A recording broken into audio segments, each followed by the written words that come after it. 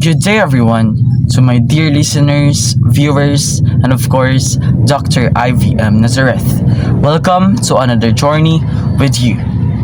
I am Vicent, dear Rojas, proud from BSED English 1A. Today, together with you, we will be exploring an essential part in the English grammar, which is Why didn't you tell me? I'm telling you now, aren't I? Oh, wow, she really was blind, wasn't she?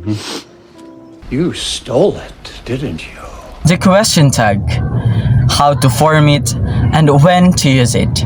But before we begin, allow me first to introduce you the learning objectives for today's discussion. First, be able to define what question tag is and its role in communication. Secondly, be able to explain how to correctly form a question tag. Third, be able to identify when to use question tags effectively. Fourth, be able to identify common mistakes in question tags.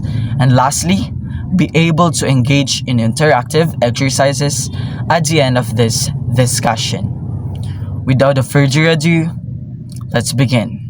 When we say question tags, these are short phrases added at the end of a statement to confirm, to clarify, or to invite agreement from the listener. It helps make conversations more engaging and natural. This means that question tags are a way to make conversations smoother and more interactive instead of just stating a fact or even opinions. A question tag allows the speaker to subtly check for confirmation, accuracy, ensures clarity, or encourage participation from the listener.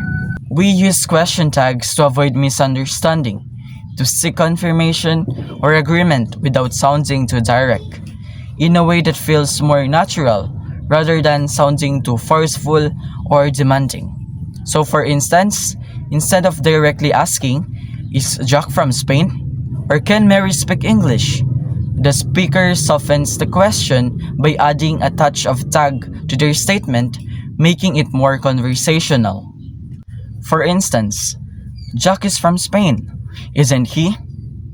This suggests that the speaker believes that Jack is from Spain, but still he wants to confirm from the listener. Second, "Mary can speak English, can she?"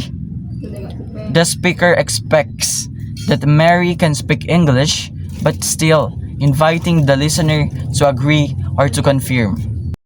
How to form a question tag. In forming a question tags, it follows a simple pattern or a simple rule. If the main sentence is positive, the question tag should be in negative. If the main sentence is negative, the question tag should be in positive. So for you to be able to better understand in the most simplest way, this rule means that question tags must always contrast the main sentence in order for us to create balance and ensure clarity into any conversation. For instance, "She is happy, isn't she?" The main clause here, "she is happy," is in positive, so the question tag "isn't she" is negative. Second, "They aren't funny, are they?" The main clause here, "they aren't funny," is in negative, so the question tag "are they" is in positive. A positive main clause gets a negative tag. A negative main clause gets a positive tag. The verb in the tag should match the auxiliary or the main verb in the statement. And of course, the subject in the tag should mirrors the subject in the main clause. Question tags are commonly used in speech when we want to confirm information, to encourage agreement, and of course to check understanding. To confirm information, it is used when the speaker believes something is true but still wants to verify it. For example, "You're coming to the party, aren't you?" So the speaker here assumes that the listener is attending but still seeks confirmation. Second, to encourage agreement. It is used to engage the listener and prompt agreement. For instance, "It's a beautiful day, isn't it?" The speaker expects the listener to agree and respond positively. And third, to check understanding. It is used when the speaker wants to make sure the listener remembers or knows something. For instance, you've met her before, haven't you? So the speaker here believes that the listener has met her but still double checking it.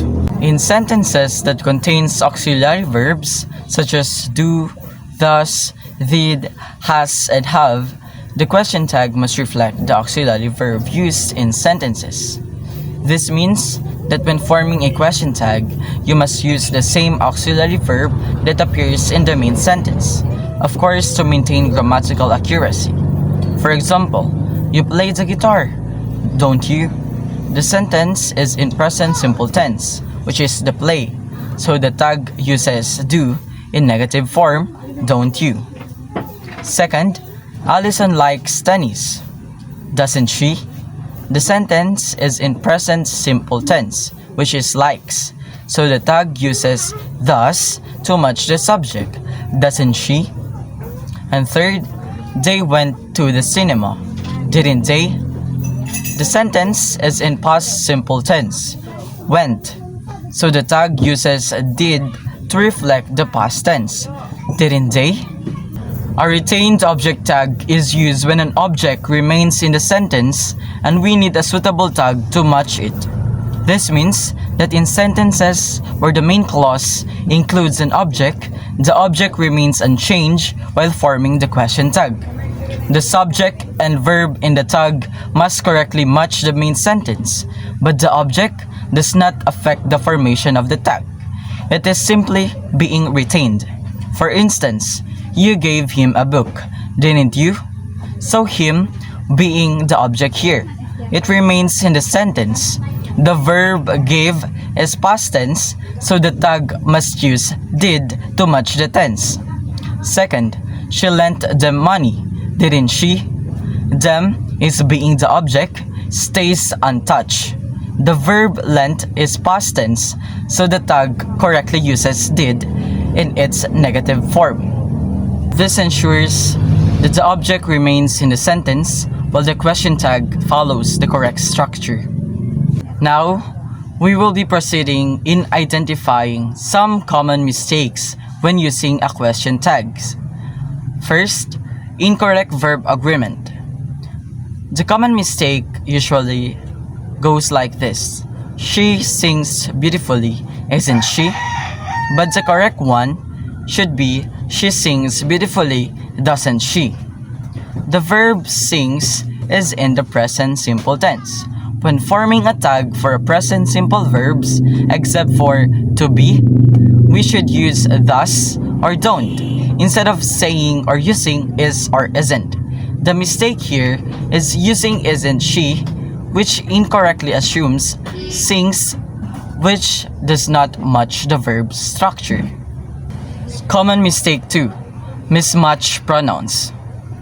So the common mistake in a sentence like the teacher is strict, aren't they? So the correct one should be the teacher is strict, isn't he or isn't she? The subject, the teacher, is singular, but aren't they incorrectly uses a plural pronoun. The tag must match the singular subject using either he or she based on gender. Common mistake 3, incorrect auxiliary verb use. So like, you finish your work, isn't it? So the correct one should be, you finish your work, didn't you?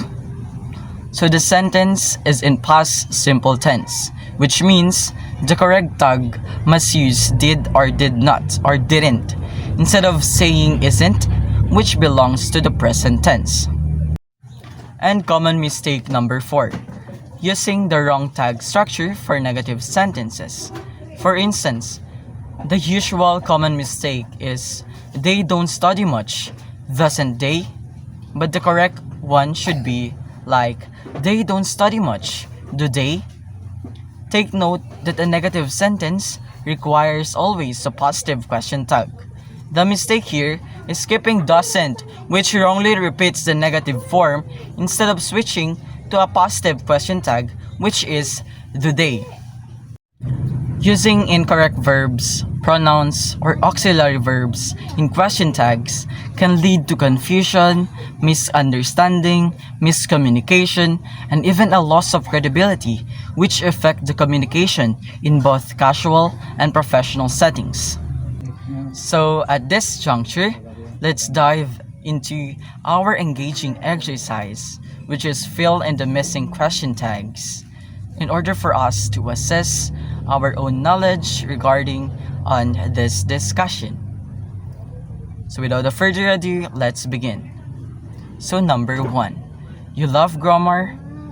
A, do you? B, don't you? C, didn't you? Or D, isn't it? 1, 2, 3. Correct. The correct answer is letter B, don't you. The sentence is positive, so the tag must be in negative, which is don't you. You love grammar, don't you? Number 2, they don't study much.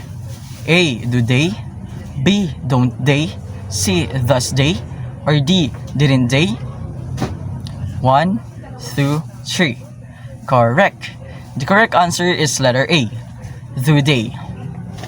The sentence is negative, so the tag must be positive, which is do they. Number 3, she has been here before, blank. A, hasn't she? B, isn't she? C, doesn't she? Or D, hadn't she? 1, 2, 3. The correct answer is letter A, hasn't she. She has been here before, hasn't she? The sentence uses has been, which is in present perfect, so the tag must match the auxiliary verb, which is hasn't she. Number 4, we will meet at 5 p.m. blank. A, won't we? B, will we? C, don't we? Or D, isn't it? 1, 2, 3. The correct answer is letter A, won't we. The sentence uses will, which is in future tense, so the tag must match the modal verb, which is won't we. And of course, number 5, he can play the piano, blank. A, can he? B, can't he? C, couldn't he? Or D, does he? 1, 2, 3. The correct answer is letter B, can't he. The sentence uses can as a modal verb, so the tag must match the modal, which is can't he or cannot he. He can play the piano, can't he? Question tags are more than just a grammar rule. They shape the way we interact and engage in conversations. They help us speakers confirm information, encourage responses, and maintain a natural flow in discussions. As research suggests that the correct usage of question tags enhances clarity and credibility in communication. And that concludes our discussion for today's episode. Once again, I am Vicent Rojas, proud from BSED English 1A.